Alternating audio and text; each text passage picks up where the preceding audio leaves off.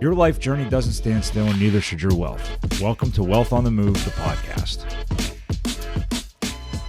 Welcome back to Wealth on the Move, the podcast. I am your host, Will Hoffman, founder and president of Hoffman Wealth Management. And today we're going to continue our conversation on FIRE, financial independence and retiring early. And as I alluded to a few episodes ago, we were looking for a side hustle coach so that we could talk a lot about how you can accelerate your path to financial independence by using side hustles. And we're going to let him define side hustles for us, because I know that it's going to be a different definition for everybody and every type of different job or hustle that's out there. So without further ado, I would love to welcome Mike Kavanagh to Wealth on the Move, the podcast. Hi, Mike. Well, thank you for having me. Yeah, I'm glad I came across your profile and your website, and looks like this is going to be a great conversation. I'm excited to hear a lot more and learn a lot more. So a quick introduction to Mike. Mike is a life and business coach. He is also the host of the Inner Freedom podcast. He's written a few books. The main one we're probably going to talk about today is The Side Hustle with Purpose, which is a free audio book that's going to be in our show notes. He's also written The Coach's Plan, What is Your Calling, The Successful Manager, and an audio documentary titled Spiritual Wayfinders. Also has a pretty robust YouTube channel as well. Mike, did I cover everything? Do you have any other, tell us a little bit about yourself, your background, how you became to be a coach and a side hustle coach? Yeah. Well, that was great. I appreciate the intro. I spent actually most of my career in consulting and corporate roles, but the consulting work was focused primarily on helping larger businesses start new businesses. So any company that was looking to get into a new market, they would hire us to help them basically launch something organically, usually. So they'd start it literally from scratch. So that was actually how I got the bulk of my early entrepreneurial experience.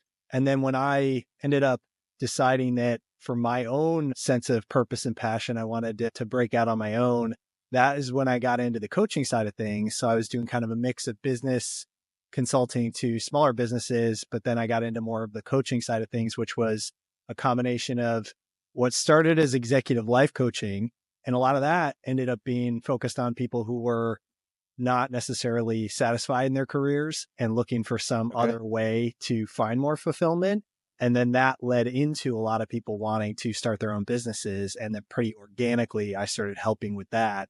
And that evolved into some of what I do today around the side hustle coaching. I see. So you kind of created your own side hustle. Indeed. Out of your career, and then now teaching other people how to do it. That's amazing. Yeah. So the reason this is important is we're having a detailed conversation about different ways to achieve financial independence. And, as part of my job and my profession in our business, it's always been really, I guess, heartbreaking to me that when we start working with folks and they're just so unhappy in their careers, it's such a giant part of our life, and they feel stuck. And, sometimes they're coming to us trying to help them get through this period of being stuck. And they don't want to, and I'm sure you can understand this. It's very hard to change careers, or to change career paths, or even to change companies, especially if you've been with a company for a long time or been in a certain career or industry for a long time, and they feel stuck. And it's sometimes no amount of money can be helpful, but they do feel stuck from a financial perspective. And if they only had more money, they could get unstuck from this daily grind or this commute that they're unhappy with. So we've been motivated to go through this FIRE exercise and series of shows here on Wealth on the Move. And I started looking at side hustles and, different jobs and things that folks could create for themselves. And it really got interesting because there's so many different paths that folks can go down to create kind of very similar to what we're doing right now. They can create podcasts and YouTube channels. For us, it's a supporting mechanism of our business, but folks can turn all of that into another revenue stream or another career path, even if they are stuck in a job they don't like, but an industry that they know a lot about. Is that sort of how you have help folks find side hustles or help them develop side hustles? Yeah. Well, I think what you just described, what you articulated, that feeling of I'm stuck and I don't know how to break out of this current situation that I'm in.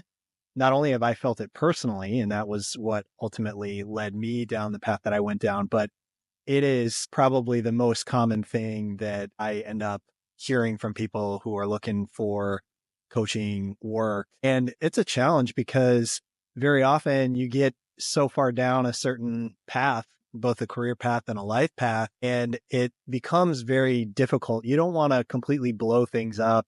It's hard to switch, and not everybody's necessarily in a situation where they can take the risk to start a business Right. completely, just leave their job and full stop and try to launch into the abyss. Not necessary. It is something that some people can do. And certainly if that's right for you, by all means. But I do work with a lot of people who are, they're more in the kind of mid-career, late 30s, 40s, 50s. And at that point, often there's a family, kids, there's a mortgage, there's a whole lifestyle. And even if there's a willingness to cut back or scale back, it's only going to get you so far. And so Right. that feeling that you're articulating, I can 100% resonate with. And I think it's super common. And so Yeah.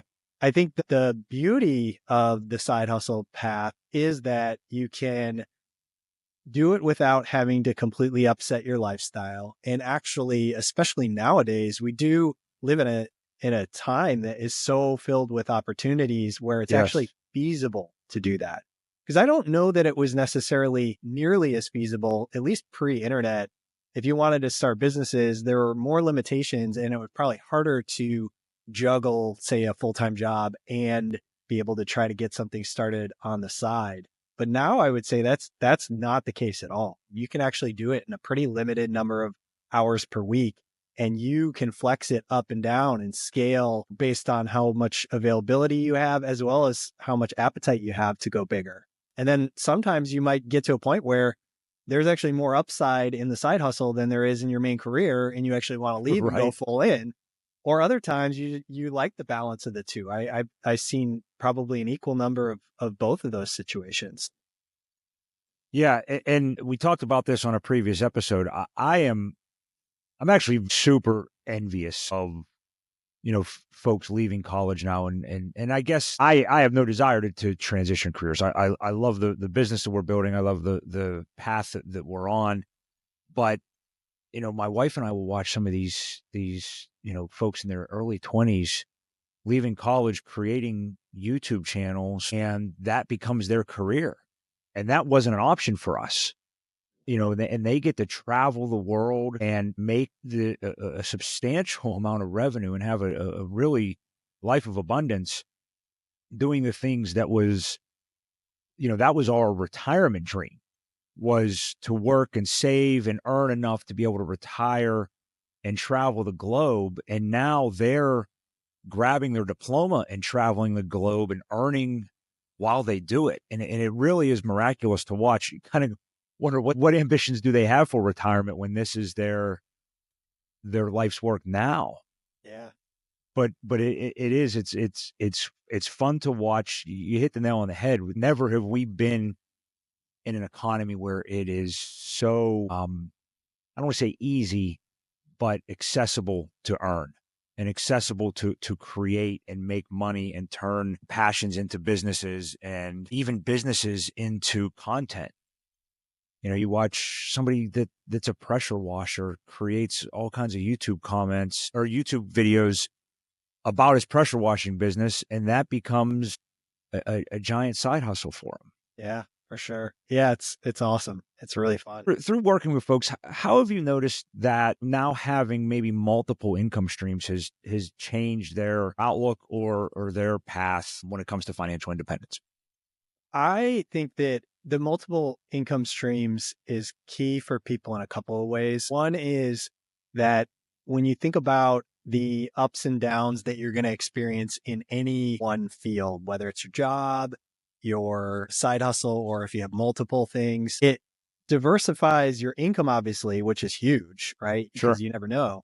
But I actually think it also diversifies people's identities. And that's sometimes the most powerful thing that you see, which is, Yeah. okay, well, now I go into work and I have a tough day, but it's not like all my eggs are in that basket. I also have this passion project that I'm working on, and that's generating real meaning and that's generating income as well.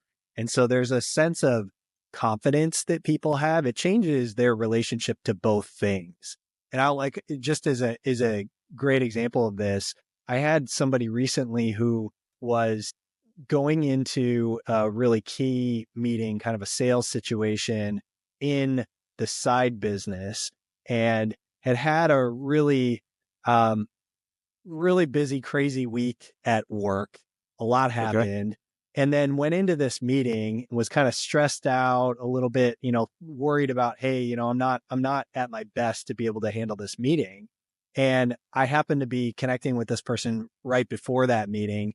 So we talk, and the big thing in that meeting that he has this epiphany is like, I don't need this. I don't need the outcome of this meeting to be any way, because everything's going fine over here. I got plenty of income. So this is all gravy. It's all extra. And the relationship to how he handled that meeting, and ultimately he's not going in anymore with that natural hesitance or sometimes what can get in the way of having an effective meeting that ultimately might lead in being able to get some business. There's like a level of confidence in there that a person has because they know that actually I don't necessarily need this. And it goes both ways.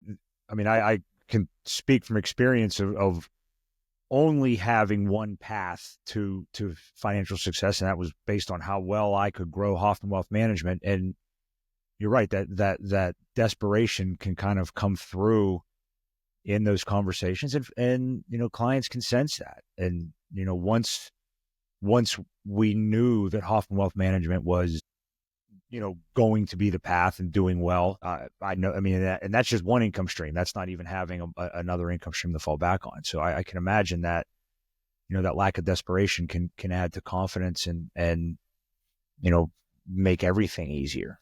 Yeah, for sure. So in 2025, what types of side hustles are you seeing folks lean into a little bit more, have success with? You think about 50 years ago, it was the Avon path and Amway, and now, like we had mentioned, the content world is creating all kinds of different paths. Where do you see folks leaning into and having the most success? There's probably two different ones that are the ones that I see most commonly. Okay. The first one that I see a lot is different services-based businesses that are leveraging a person's passion or capability or core competence or skill set that they have. So that would be things like coaching, consulting, some aspect where, or even building like an agency type of business. And the reason why those tend to be so common is, for starters, there's really low startup cost. You can get going Okay. right away. You can start making money. You can start, you can build something that's profitable right out of the gates. And that's, Yeah. I think, really valuable for people. What's interesting about it, though, is that a lot of people come in to the conversation thinking, well, that's not really what I want to do, because I want something scalable, or I want something that makes money while I sleep. And I want it tied to my hours, which I can appreciate, but I think there's a little bit of a misunderstanding baked in there for people, which is, number one, where you start isn't necessarily where you have to end up. And so if you're serving people in a services-based business, you are learning a ton. You are Right. solving real problems. You're exposed to that customer mindset. And very often what will happen is that will evolve into, oh, and I could turn this into something more replicable. And maybe that's hiring other people to support and to be able to get some extra leverage, or sometimes that's turn it into like a software tool or something like that. So services-based businesses, I actually think they're probably one of the more common ones that I see, and for good reason. And it's something that I Yeah. definitely encourage people to consider and to keep an open mind about. The other one that is really common for me would be all forms of digital products, whether it's media. You mentioned YouTube channels and podcasts, likewise ebooks, Etsy shops selling digital Yeah. products, anything that again enables you to sell something on the internet that doesn't necessarily require you to have to devote 40 hours a week to being able to build something. It's something that you can kind of scale according to the amount of time that you have. So those are probably, I would say, the two most common. Obviously, there's a lot of people who are interested in real estate. There's there's a lot of talk today. I don't know if you've read the book. Is it Main Street Millionaire? There's a lot of talk today about the fact that there's an entire amount of wealth trapped in the boomer population in these small businesses. And so there's going to be a lot of businesses that people could buy. So there's a lot of interest today in, acquiring your way into business. So there's a lot of different paths, but for me, I would say services and digital products tends to be the more common ones that people end up taking the leap into. Do you see, Mo, and we had touched on it just briefly, but folks that are able to take a business that they're in and expand on it through content. There's, for me, it's more therapeutic than anything, but just watching these guys do the pressure washing or the sawmill. They have that traveling sawmill and they cut these beautiful pieces of lumber, and that's their job, but they're also creating content that I'm sure they're monetizing at some point of them doing these careers. Have you seen folks expand on business models? Is that something you work with or help with folks? Yes. I mean, I do think that content in general is something that I really, if somebody's got any kind of interest in it, it's worth doing, because there's a lot of potential ways that can turn into an additional income stream. And also it has the added benefit of it's always going to be marketing anyway for your business. Right. So that's definitely something that a lot of people get into. Actually, not enough. When you look at the numbers of people who are creating versus consuming, it's still incredibly lopsided. And so yes, if you were to track, and I recently was involved in a local group of small business owners just in the area, and I think there were about 200 people at this gathering. I had people raise their hand on who's actively creating content and not just occasionally just talking to their phone on Instagram in a more personal way, but actually trying to create like educational value-added content targeted at their market. And it was maybe 5% of people. Oh, wow. So there's a huge untapped potential still. And it seems saturated to people because it seems like, oh my gosh, there's so much content out there. But if you are really targeted about your niche, that is not the case at all. Like there is a ton of opportunity for people to still carve out plenty of space in the online world for content. Yeah. I wonder how much of that is because, like you said, all these small businesses that are still held by boomers that, they're in the later stages of their career or of their business and just don't look at the content as a necessity. And that'll, I'm sure, will transition very, very soon whenever folks buy their business or another generation moves in there. Yeah. That's a good call. Yeah. So we have, folks that are, and it's crazy to think. Now I have three boys and running a business, and sit here and think, how in the world would I have capacity for a side hustle? And my wife is a teacher with 3 boys, and I'm sure she would say the same thing. How do you see folks transition their time to still be present with their families, but create these side hustles so that they can eventually find a way to walk away from these demanding careers?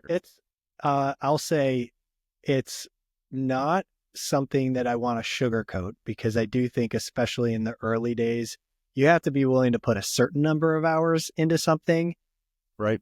Now, that being said, the choice of what you do also can dictate a bit how much effort you actually have to put in terms of hours.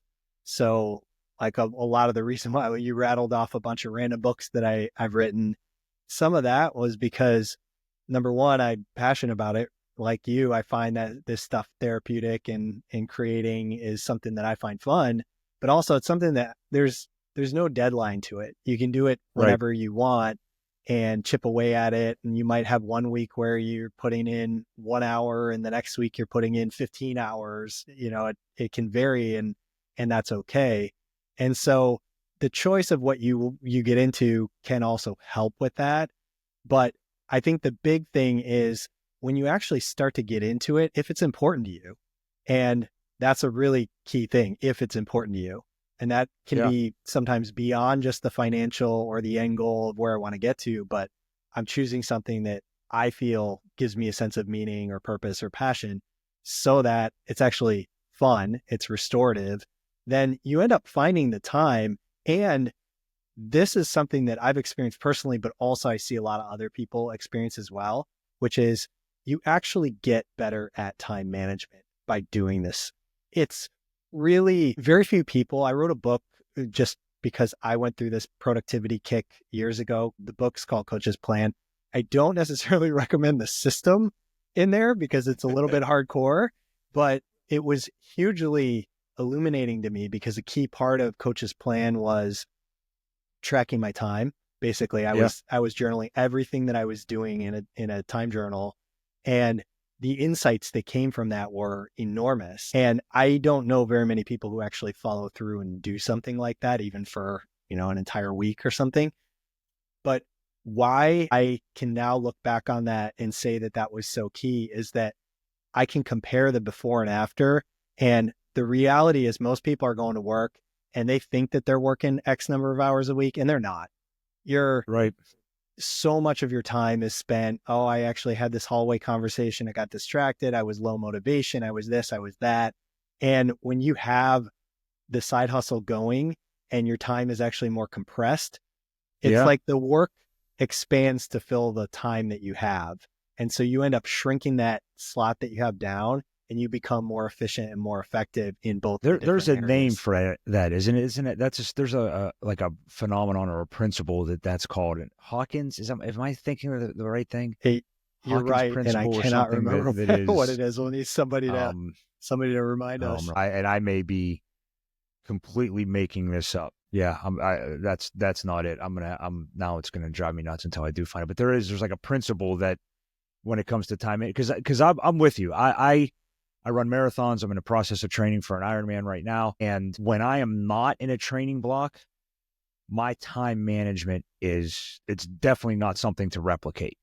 But when I am, and but it seems like my time management is better the more I have to do. Yeah. I don't, and again, it's a bizarre um, concept, but it's definitely something that I can appreciate. So when do you see folks making the decision to transition from side hustle to that being their full-time career or their full-time business? There's the logical answer to that, and there's the emotional answer to that, and the two are not usually the No, same. yeah, because we're where we live is on the financial and logical side of being able to say now you can afford to do this, Yeah. but we watch the other stuff have an impact there as well. So go ahead. Sorry, I didn't mean to interrupt. Yeah, no, I mean, you're absolutely right. And it's such a personal decision for people. Tends to be like the general way that I think people can get most comfortable with is either, I mean, obviously best case is, hey, I got all the way to where I've replaced my income and I know that, I've had 3 months of success at a similar rate to what my job is, and now I'm just going to transition. That is pretty rare that people that's the moment that people either wait for or that happens. It tends to be earlier than that, and it tends to be more when there's a sense of confidence that's been built that something is Yeah. proven.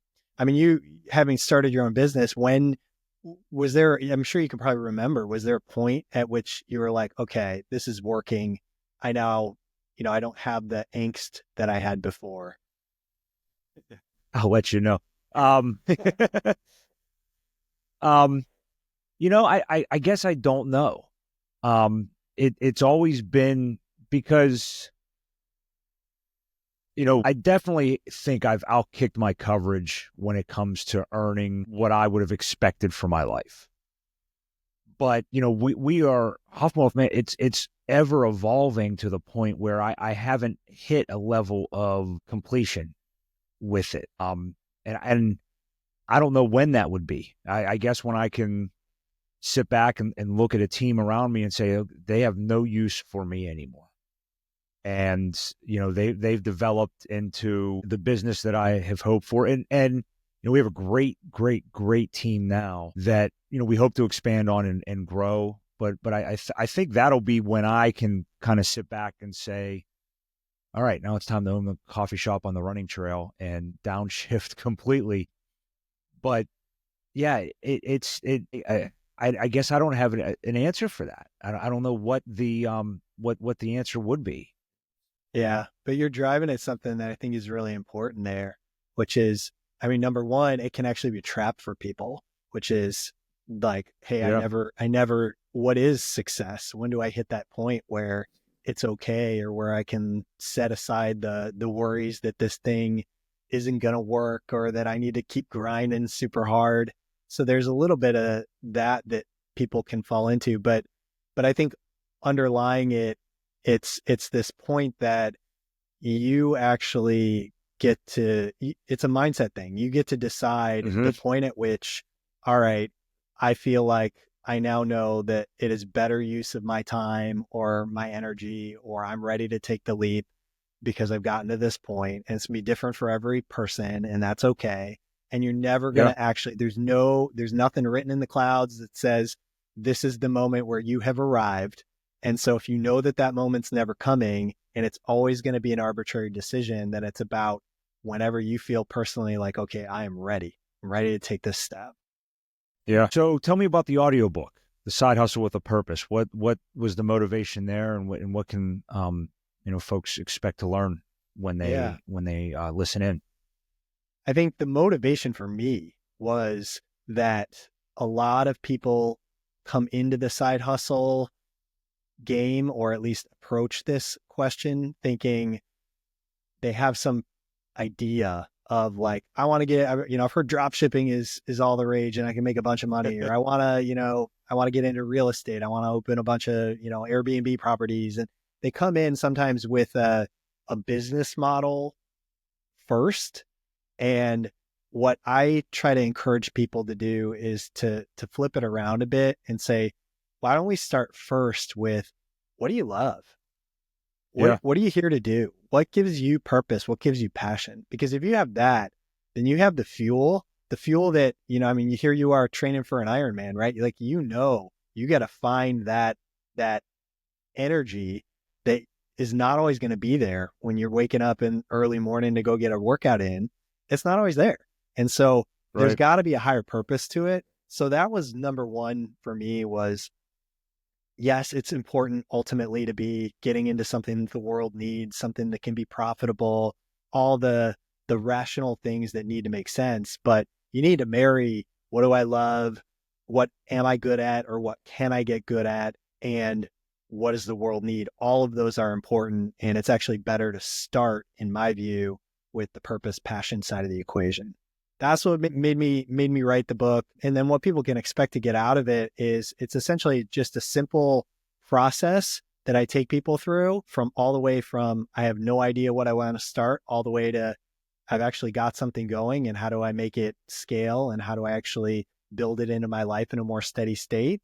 And I try to take people through that process at a very high level in a simple way, which will allow somebody who's thinking about side hustles to say, yeah, like, does this feel good to me? Does this feel like something I might want to try? And if yes, then, hey, I encourage you, go for it, because you're Yeah. going to learn a ton. It's exciting. There's a ton of upside there for you. And even if you end up deciding down the road, you know what, that wasn't for me, you're still going to get a ton out of that process along the way. Yeah, and it's amazing what being purpose driven, all the money in the world can't create or can't replace. Having that purpose, and whether it's teachers always have a purpose, or nurses or doctors, or I feel like with my career, I don't know what else I would do. I don't know what else I would be good at.